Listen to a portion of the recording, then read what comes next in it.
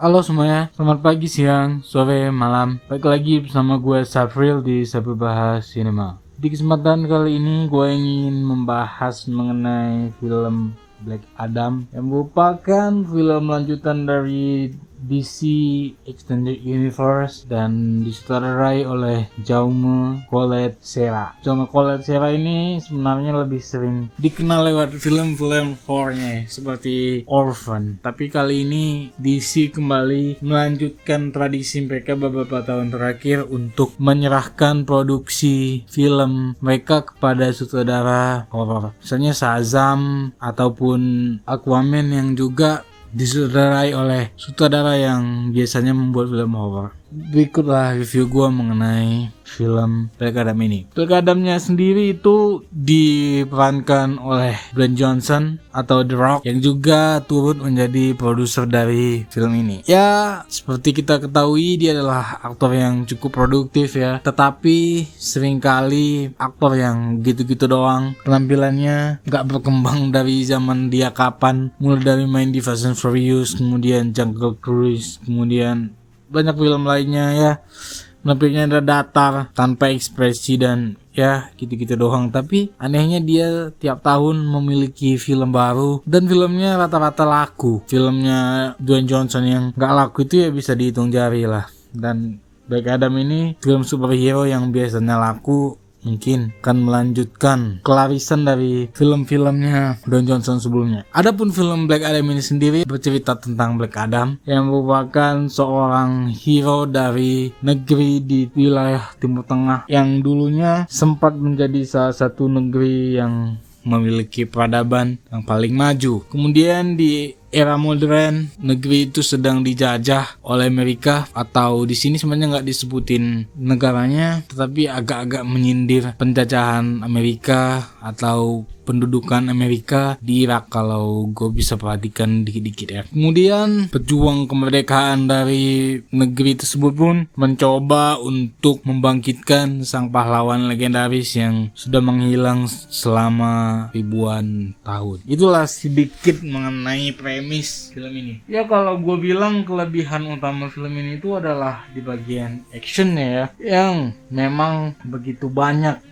memenuhi film ini dari awal sampai akhir filmnya. Baru beberapa menit film ini berjalan, adegan actionnya udah langsung muncul dan hal itu pun gak ada jeda sama sekali sampai bagian akhirnya. Ya bagian ini gue bilang cukup enjoyable di bagian actionnya. Sayangnya naskah film ini tuh terlalu lemah, benar-benar lemah dalam menceritakan apa yang hendak disampaikan oleh filmnya. Penulis naskahnya itu seolah-olah kebingungan mau membawa film ini kemana. Alhasil, sampai ke pertengahan cerita, inti dan tujuan utama dari film ini tuh belum ketahuan mau kemana. Hal ini kemudian diselesaikan dengan deretan plot twist yang sama sekali tidak memiliki build up yang jelas. Sesuatu kemalasan lah kalau gue bilang untuk aspek penulisan dari sini. Untuk karakterisasi daripada tokoh-tokohnya juga sama saja sih parahnya. Sama sekali tuh nggak ada pengembangan karakternya. Babak pertamanya yang harusnya dibuat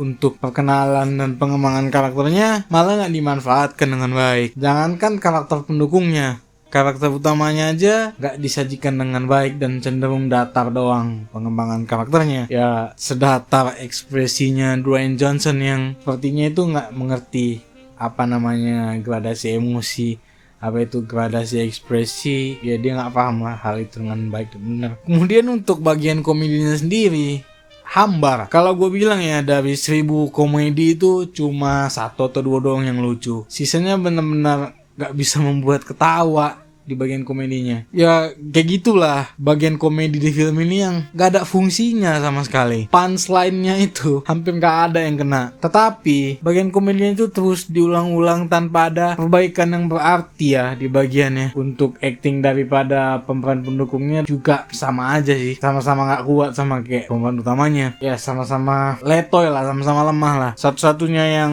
tampil lumayan mencuri perhatian itu cuma Pierce Brosnan doang yang sebagai sebagai Dr. Fate. Lainnya ya gak terlalu mencolok, gak terlalu menarik perhatian juga. Benar-benar absolutely mediocre kalau gue bilang di bagian actingnya ini. Gue bilang ya mending mereka ini gabung lagi lah ke grup drama sekolah atau kampus universitasnya masing-masing ya. Ngapain lah gabung lagi lah.